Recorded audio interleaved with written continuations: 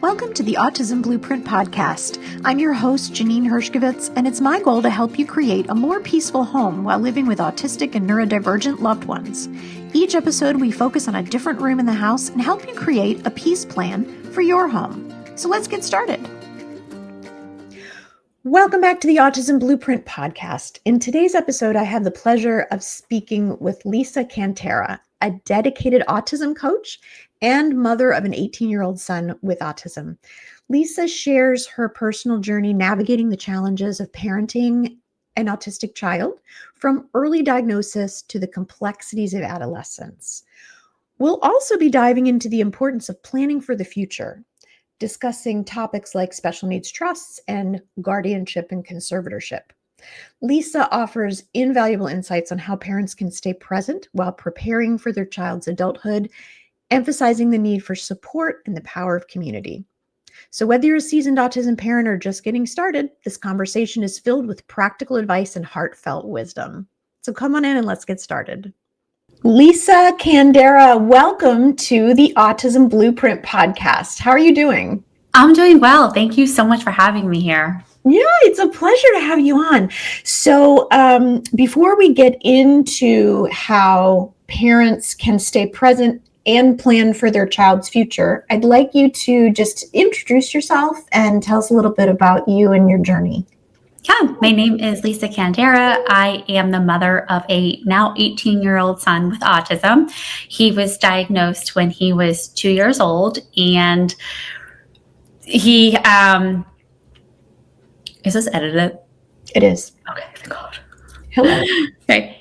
He was diagnosed when he was 2 years old, and back in that day, we didn't have the levels of autism. So you just got your diagnosis. You were told to do as much therapy as possible, as quickly as possible. So just like now, you rush to get in line. And so we went through the early intervention, the public school process, IEPs, and all of that for quite a while. And things were challenging, but they got manageable at the same time because I just got used to the routine and to the ups and downs of it. I kind of had mastered being able to, navigate that until my son reached his middle school / teenage years, which was at the same time that the COVID shutdown happened. And it was like the confluence of, the shutdown, lack of resources, lack of routine, teenage hormones, and things really just went off the rails at that point for us. And so it was at that point that I really started to look into more resources for myself as the parent. I had tried things like therapy and support groups, but they never really gave me a way to do tomorrow better. Right. And so I was really looking for that for myself, and I needed it immediately because what happened when that stress and anxiety arose and the lack of supports, it also came with it aggression. And it's me, it's him. I'm a solo parent, also a full-time attorney. So I was balancing a lot of needs, and I really was not figuring out how to do it or how to at least keep myself calm. So I would stop escalating him because I was getting very frustrated with him. I would be really calm until I wasn't, just to say it, bluntly. Okay. And so I just really wanted a way of doing tomorrow better. And so I found coaching as a client. It really resonated with me because it was sort of more like brass tacks. And I really did enjoy that. And so once I found something that after years felt really, really helpful to me, I just knew I wanted to share it with other autism parents. I love that. And so you are yourself a autism coach. Yeah, I'm a parent coach for autism moms. That's wonderful. And an attorney, which is a really fabulous skill set when it comes to planning for the future. Yeah, you would think. It is in the sense that as an attorney, I know what I don't know, and I know the importance of specialized support, and I know where to find it, right? So that's the skill set there, because as an attorney, that is not my field whatsoever, but I also know as an attorney that it's way too personal for me. I really do need somebody else to like handle that for me. I really want somebody else to handle it for me. And so finding trusted professionals to hand that over to has been really, really helpful. Yes. I mean, it's similar in my field of psychotherapy where, I have therapists here at my office that I would love to bring my kids to. And I can't because it's not wise and it's not ethical. You need another set of eyes outside of your practice, whether it's an attorney or whether it's a therapist.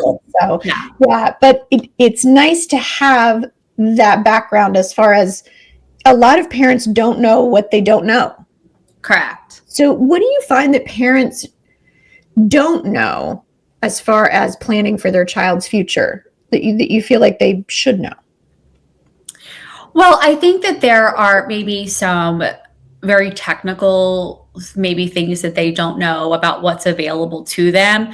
But I think the number one thing that they don't know that I didn't know, and I don't know that I know it now, is what's it going to be like by the time my child becomes an adult? Mm-hmm. I remember Ben at 2 years old, and I was asking a special needs attorney. And at this time I lived in New Jersey. I said, I have a 529 account for him. Should I keep contributing to it? And, his answer was, we don't know right now. Like, we don't know what the evolution of the law will be, like how that will work. And so I remember being really afraid of his future really early on, as most of us are. And so I was going to these conferences where they were talking about that. And the nicest thing that the attorney said to me was like, look, you could dive into all of this now, but you just don't know just yet. Like, and that was like a really challenging thing. And so then I wanted to focus on, well, what is the bare minimum of what I need, even not knowing? Okay. And I wish I could tell you that I got right on that, but I didn't. It was a really paralyzing thing for me to do. I was so afraid of doing it because, one, I'm divorced, and two, I don't have siblings that I would entrust my child with. Okay. And my ex-husband is the youngest by a mile of his siblings. And so there's no people readily came to mind, right? And so just that alone paralyzed me. And then there's that whole thing that all of us go through where we say, like, nobody's going to understand and care for our child the way that we will. And we say that. It scares us. We confirm it for ourselves, and then we do nothing, which is what I did. We did nothing, right? And so then again, here comes COVID. And at that time, my ex-husband was diagnosed with cancer, and he has recovered fully, thankfully. But that really put the scare in me where I was like, I need a will, and I need to create a special needs trust. Mm-hmm. And I did it. And when I tell you I sobbed through the entire meeting, and thankfully it was a Zoom meeting because, again, COVID, but it was such a painful thing to say, I don't know. And I really can't name a person like after me, after dad, who it would be. And so if you're in that situation and it's stopping you, I would encourage you to do it anyway. And what I did is, you can pay people to do these things. And I know that's nobody's first preference, but it's better than nothing. And so what I did is, like, I need to get something in place that's better than nothing to just get the ball rolling. And once I did that, there was a huge relief that I felt. Like, I really did feel the relief of doing that. And fast forward 3 or 5 years from then, my son just turned 18, and I had to I chose to file for conservatorship. So this varies from state to state. And in fact, I did an article for the Autism Parenting magazine. I can find that, and you can link it here. Right. But it's really important for you to know what state you're in and what the rules are. And I know that they're always evolving. And so, for example, in Connecticut, if your child has an IQ of under 70, you can get guardianship. And it's almost pretty automatic, actually. But if it's above a 70, you have to file with the court for conservatorship. And so it's more of a process. Now, they're trying to change that in Connecticut, to change the entire thing with the IQ. Who knows what will happen? And I don't know what it is in your state. And if your child is 2 or 3, it's probably going to be different at some point. Right. However, going through that process, again, it's like, I don't love this, but it is what I can do to protect my son the best that I can. And I had a name of power of an attorney. And so, secondary to dad is a really dear friend that knows Ben. And so again, if you're thinking, I don't have any family members, or I don't know, like, you just need to name someone, right? Like, the anxiety that you're creating for yourself just it's getting in the way of you doing the thing that will be helpful and will be protective, even if it's not what you would love or be the ideal. And the reason it's important to start to think about these things earlier on, if you can, now granted, I did this when my son was 15, so I wasn't that early to the game, is that with things like, so for a special needs trust, if you set that up in a way where it protects any funds that your child may be eligible for from the government, or that the government may be able to claw back. And so if funds for your child are directed to the trust and not to your child, they're not looked at for purposes of eligibility. And so my attorney makes this joke, is that grandparents are the biggest culprits of this, because they leave money to the children. Now, of course, he's making a joke, but his point is, if you have a situation where you may have family members who are leaving money to your child, if your child has special needs, and look, you don't know what their future is, but because you don't know that, if you set up something like a special needs trust, if it's routed to the trust, it protects them in the event that that protection is needed. And so those were things where I'm like, not my kid. My kid's going to be going to college, and we're not going to worry about that. Guess what? That's not what's happening right now. And so having the bravery and also the humility to take these steps, I think, are really important. Is that's a really long answer. So no, that's a fantastic answer. So, and I've heard that since my son was young, that if anybody wants to leave money for him or give a large gift, to leave it to the trust or leave it to me to add into the trust, because it can affect what he qualifies for. And so many parents don't even realize that when their child's 18, they do qualify. Most of them will qualify for SSI. Yeah.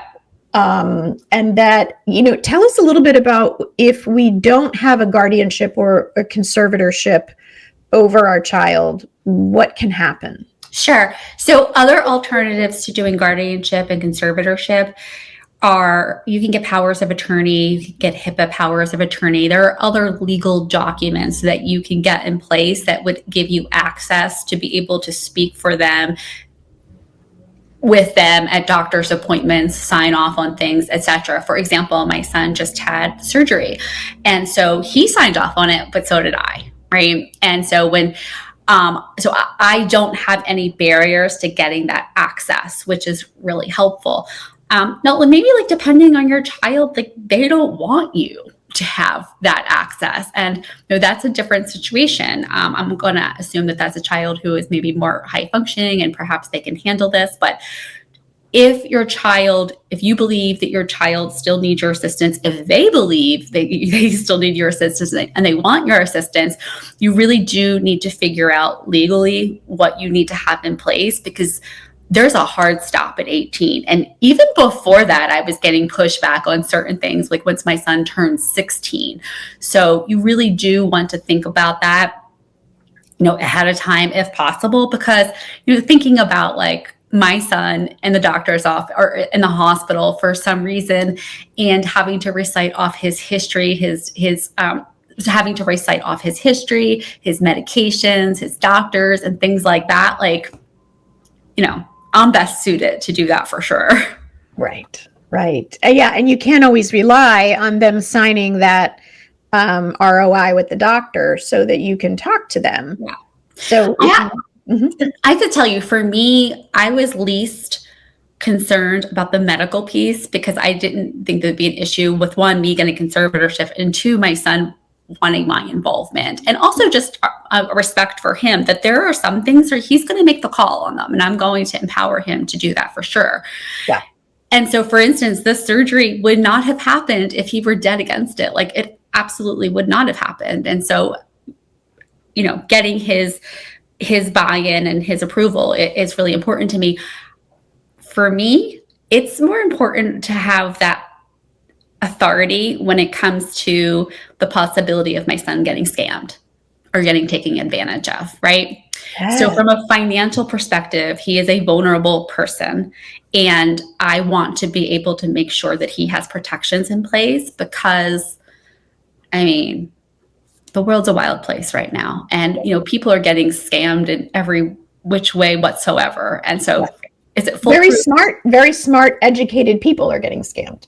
Absolutely. Yeah. Absolutely. Yeah. So that was really important to me too. So again, thinking about the things that you are afraid of for when your child gets older, you're not going to be able to problem solve for every one of them, but for the ones that you can, do it, because it will give you at least some relief and it will give them some protection.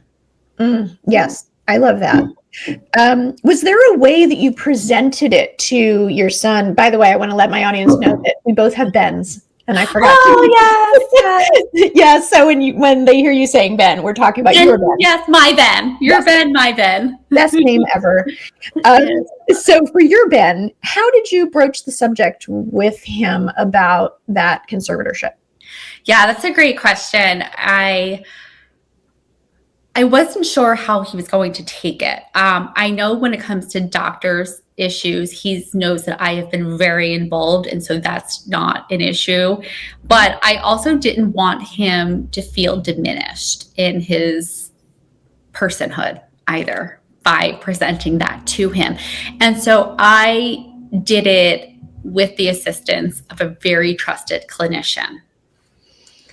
And so that person broaching it to him in a different way was very helpful because, again, anything that comes from mom versus his clinician is a younger man than I am, and, he really does trust him. And so it was really great to have that. But what he said, but my son was the most concerned about, he said, Mom, when I turn 18, technically, I'm an adult, so that means I can buy any video game I want, no matter what it's rated. And so when he heard this, he was like, she's going to try to block me from buying some video games. And I'm like, Ben, has nothing, absolutely not. This has nothing to do with it. You're an adult. This is what it's for. And that made sense to him. And it was just like, oh my God. I had so many mixed emotions about the conservatorship, not just the conservatorship. He turned 18. We were doing this within days of his 18th birthday. And we sit in this room and they say to me, no, why you, essentially? And so I go through, why? And this is right in front of Ben, and Ben agrees with it. And when we got the approval for it, Ben jumped up and he high-fived me. He said, Mom, we did it. And that was to me, I was like, right, we're a partnership. I am your supporter. And it was just I was not expecting that at all. And it was just it was such a warm moment.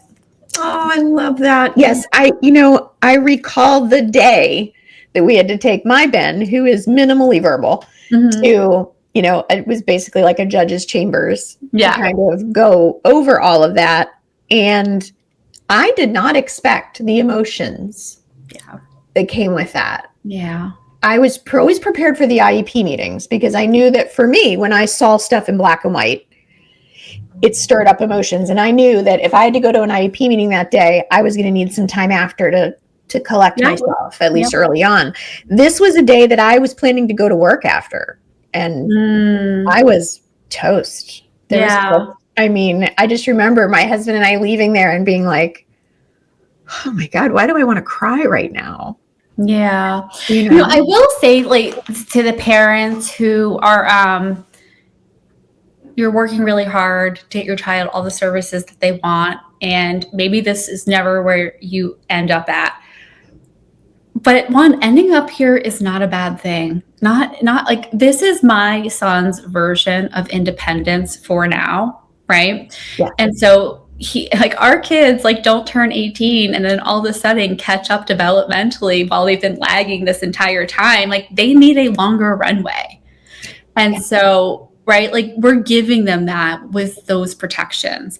But it's it's this weird thing. It's on one hand, we're gathering all this information to prove to them that I should be the conservator and he does need this. But at the same time, and I had this especially during IEP meetings, where I would maybe overestimate in a positive way where he was or where I thought he was, which actually really hurts you on the back end. So it's kind of there's this push pull, because you don't want to be yeah, my kid's incapable, because no, I'm going to tell you all the things he's amazing at. So hearing the doctor be there and have to recite out loud his reasoning why he thought it was appropriate, and knowing he was not indulging for my sake, that was clear. Yes. Oh, I love that. You brought up a good point. There are certain points we get to, especially when our kids get older, where it feels like almost a failure, and maybe failure is a strong word, but that's how it feels, right? I have to get conservatorship. They might not be able to live with me anymore. Anytime I talk to parents about these things, they bring it as if this is it means that they didn't do their job as a parent. I know. Speak that a little bit for me. Yeah, it's a really hard one, because yes, that is a really natural feeling. But I think it also has to do with the fact that our child's disability is invisible. It's neurodevelopmental disability. And the belief that we have, and honestly, that's sort of promoted, that if we just do enough, that we're going to outrun and out-resource this neurodevelopmental disability that grows with them. Yeah. So I like to think, so one, it's sitting with the grief. I think for any parent, there is grief in that, but you don't weaponize the grief against yourself. And so I think of that as really respecting their disability. If they had, I don't know, narcoleptic epilepsy, I wouldn't be expecting them to drive a car either. I might be sad that they can't. Right. And so I think it's really checking ourselves, and letting the grief happen, but also it's that's just not true. Your child is where they are because of all you've done. And so I like to think of it if it were, if they had diabetes, you wouldn't be look, I've been counting carbs and doing insulin for, all these years perfectly. It should be over now. It's not, right? If you have type 1 diabetes, right? It's so I like to sometimes liken it to other things that we don't, that we think of differently than when we think of autism, because I think that there is the belief that if you do enough, that all of a sudden they're not going to be autistic, or they're not going to be impacted long-term by their autism. Yes. And that has been such a difficult line for me to straddle, as a parent and a professional. And my audience knows my story, that in the beginning, I was going to eradicate this. This was not going to be part of our story. I'm no, we're not doing this. No. Yeah, absolutely. I for sure looked at it that way. And in some ways, I think it served me in that sprint time where you are sprinting and you are dodging and weaving. It helped in some ways to have, that energy and that conviction. It also protected me, right? Because my ex-husband and I had different views of this. And so anytime he said something, well, should he really be in a general education classroom? I'm how dare you? Nothing against me. Yeah. It is amazing. I'm just thinking back over how much I've learned just about my own emotions and my own reactions to things, just at parenting a child with a developmental delay or any neurocognitive disorder, it's both the most amazing thing you'll ever do and also the hardest thing you'll ever do. It's heart-wrenching. Oh my gosh, it just encompasses every aspect of your life. Yeah. And I love to get to know moms like you, because you're my kind of person. You're just like, no, I am still going to be an attorney. I'm still going to coach other moms. This is the stuff that gives us life. Yeah, no, it's for sure. And it's been really interesting too, because my son he's verbal and he knows about the coaching that I do. And so he actually asked me about it a lot. And so he started to write things up for me to share with my clients, which I thought was just the coolest thing. Oh my goodness. What's something that you learned from him doing that you may not have known? Yeah. So one of the things that he talks about is what to do during aggression and crises, because we have a lot of experience. But one of the things that he said to me the other day, I was not expecting this because we were not in therapy. He said, remember when I used to threaten to kill myself? I said I want to kill myself. I want to die. I'm like, oh yeah, I remember that. Yeah. I mean, I think I have the date. The first time you said it. Yeah, sure. And he's like, I just felt like nobody was listening to me and didn't understand. I was trying to tell people in different ways that I was struggling, but they said I was okay, but I wasn't. And I was like, oh my God, it's so true. And especially in a school system, as soon as you say the magic words, it's like all of a sudden, they're throwing resources at you, or they're throwing you out to outplace you. Right. But he got the signal pretty quickly. It's I need to press the nuclear button for anyone to pay attention to me. Yes. And so that was really helpful to know. That's, I can relate to that professionally and personally, just because my son, who is not always most of the time, not able to say what he wants to. Mm-hmm. When I think about the distress that he was in at certain points of his life, and the TVs that got broken, or the iPads that got thrown in the pool, or if I got assaulted, which happens. And a lot of parents out there are like, yep, I get it. Uh-huh.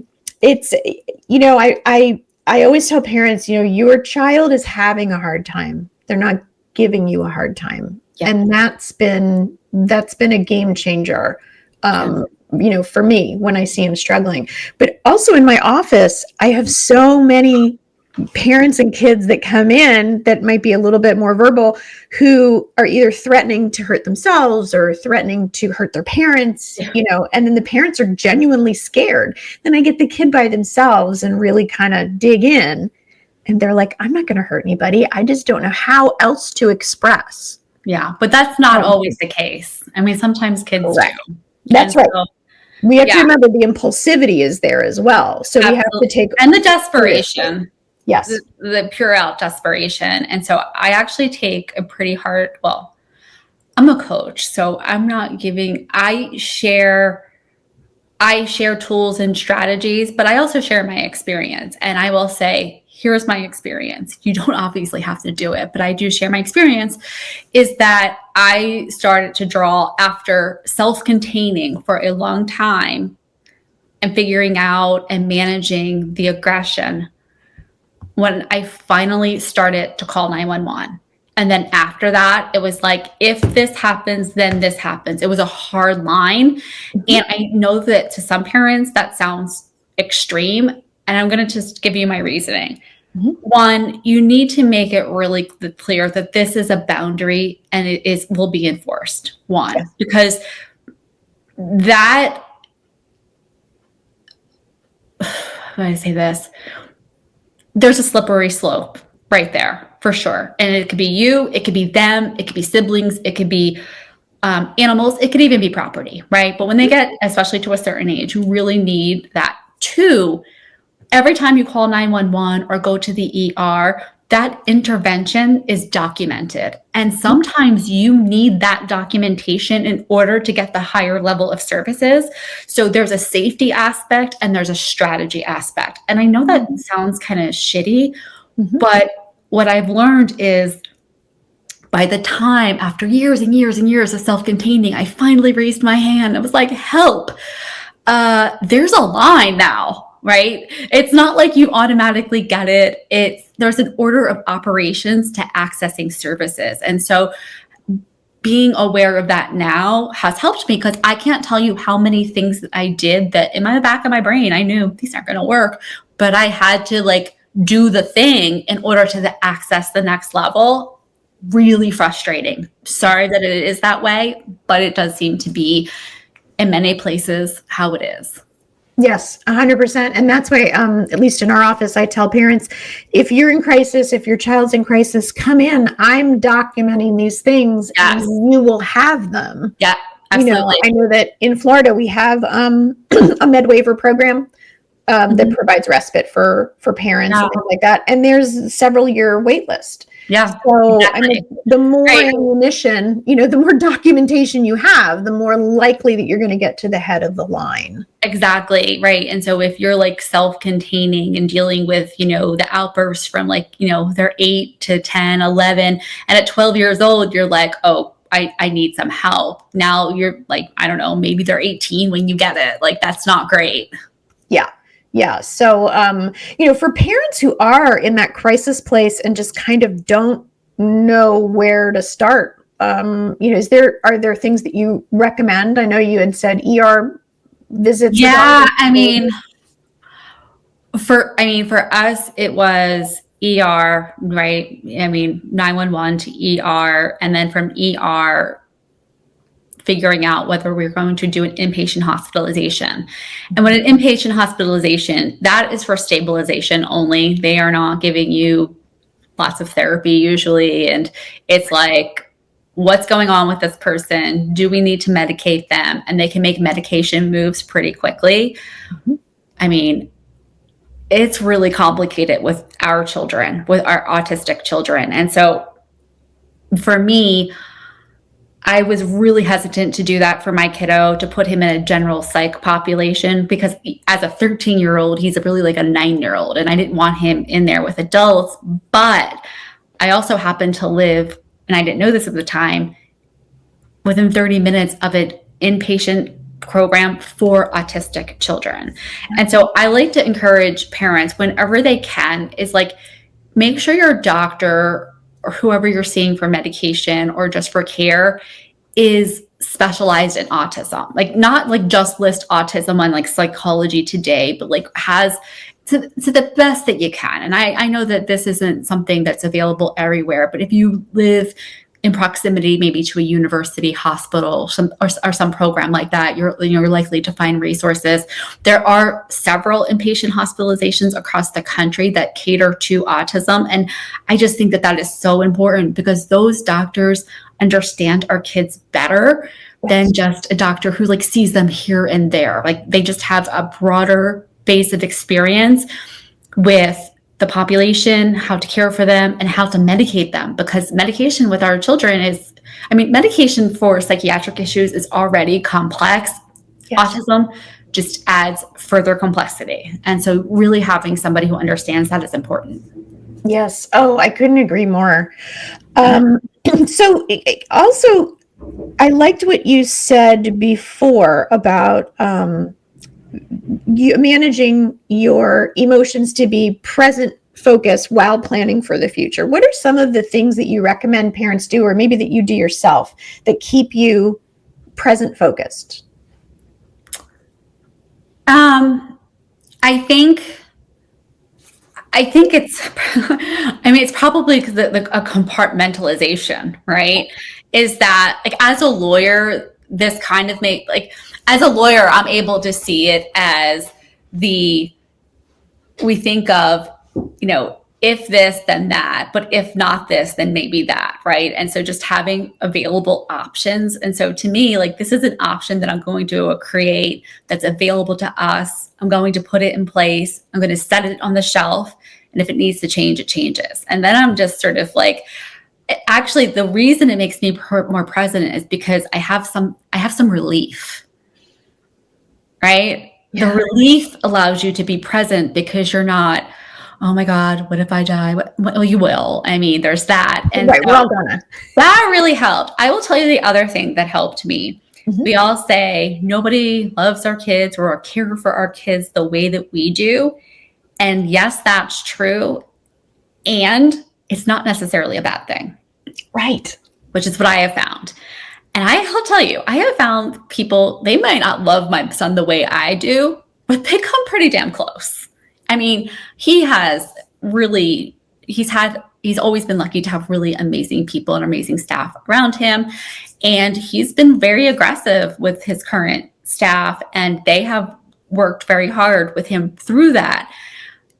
And they really do care for him. And sometimes the way I cared for him with a mother's love was a little bit also too enmeshed. And it also had to do with me too, and trying to make things better and, get rid of my own discomfort. These people don't have that as much, right? And so they're able to, I've seen so much growth in him now that he's not having that reliance on me. Oh my goodness. I just got goosebumps because I think I needed to hear that more than our audience did. Because I can relate. I mean, it's so easy to be enmeshed with your kiddo who is younger emotionally than. Yeah. I mean, I don't know how you wouldn't do it. I don't know how you would raise a child with the needs that our kids have and not be, enmeshed. Like, it's just literally part of understanding them, guiding them, advocating for them. Yes, absolutely. And the interesting thing is, like, it's not as if like my son's like independent now. Like, where he is, he finds his people, like his me's, where he like relies on for certain things, right? They can create different boundaries with him more better than I could have, like living in the next room from him, but he still finds his people. And so I don't know where I was going with that. So that I would imagine that seeing him finding his people just tells you, oh, this enmeshment that I had with him, it was probably gonna backfire if it wasn't already backfiring on me. Well, I know it was definitely backfiring, but the interesting thing is because our kids are complex, I've noticed that his staff I've actually seen them almost get into places that I have with like feeling his anxiety sometimes. I could even see that in them a bit, because it's not possible to work with someone so closely and not also respond to them emotionally at some point, and also to be invested in them and to care about them. And so I've actually given myself a lot more grace, just knowing like there's something like this is part of it. Like there's nothing necessarily wrong with it. So yeah. I love that. You've given us so much to think about. Is there anything that we didn't cover that you feel like you want to share or talk about? So I would just add that if you do decide to look into special needs trust and things like that, I really would advocate for you to get professional help, because these things are very pesky in that they have to say the certain words in a certain order at a certain time in order to be effective. And that it may be an investment for you to do that, but that investment will save you from losing money in the future for your child. And so I would just really encourage people to seek that professional help. Find an attorney that specializes in it, like not someone like who maybe does it off the side of their desk. If you need help with that, you can email me.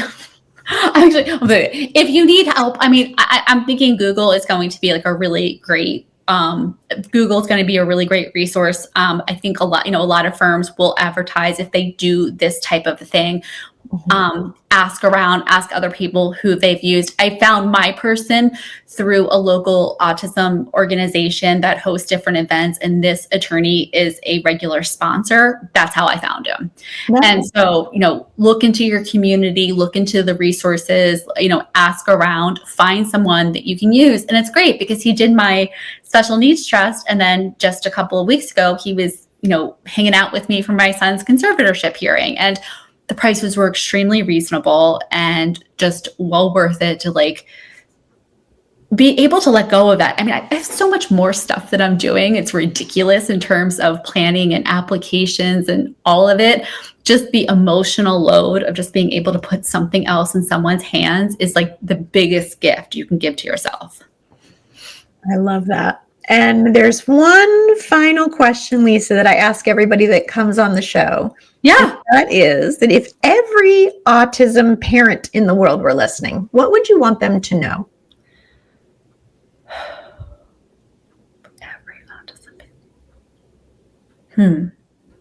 You are the expert on your child. I love that. Yeah.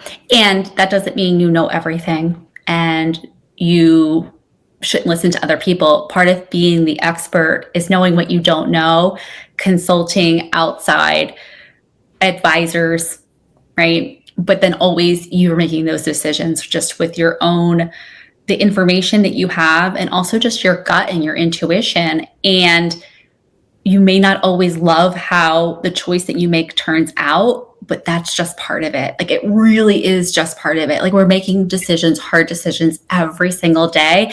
And if you get stuck and there's a right or a wrong decision, you're stuck. Okay. And so that just erodes your confidence more, and it makes it more difficult to make the next decision and the next decision. And so I really do encourage people to like sit with that. You are the expert on this kid, right?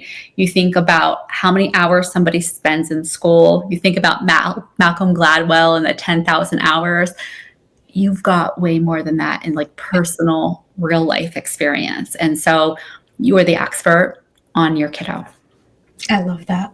Lisa, thank you so much for coming on today. If people want to connect with you or use your services, how can they do that?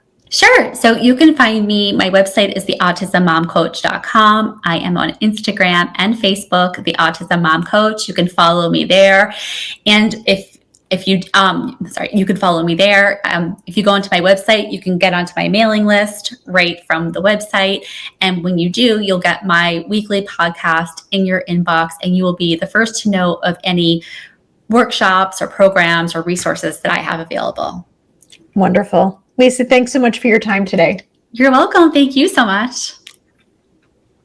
Thank you for joining us for this episode of the Autism Blueprint podcast. I hope you found our conversation as empowering as I did.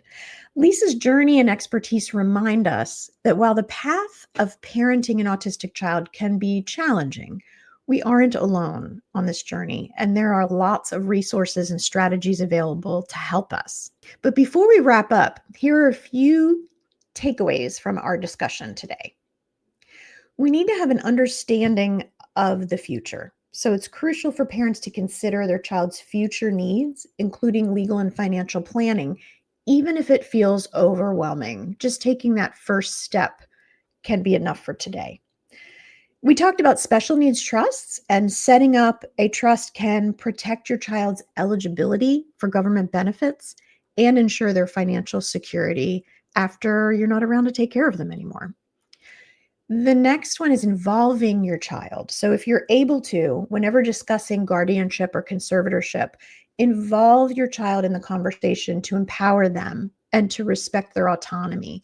Even if you have a child who is minimally verbal or unable to have conversations with you, we can still presume their competence and tell them about what's going on in a very simple way that they can understand. Seek professional help with this. So finding specialized attorneys and professionals who understand autism can make a significant difference in the planning and support.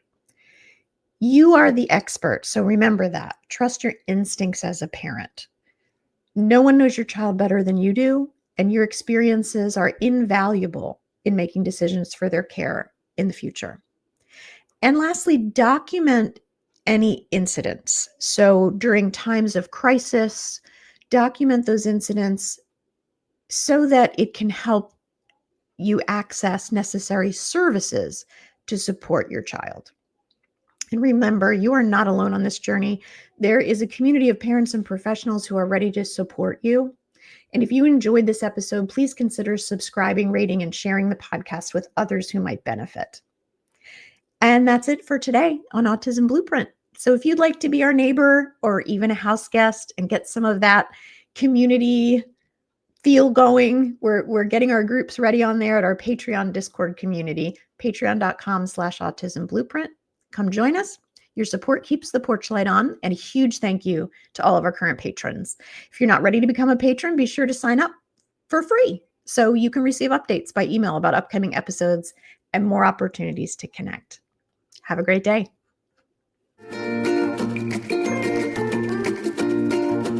The information in this podcast is not intended to be a substitute for help from a licensed mental health professional.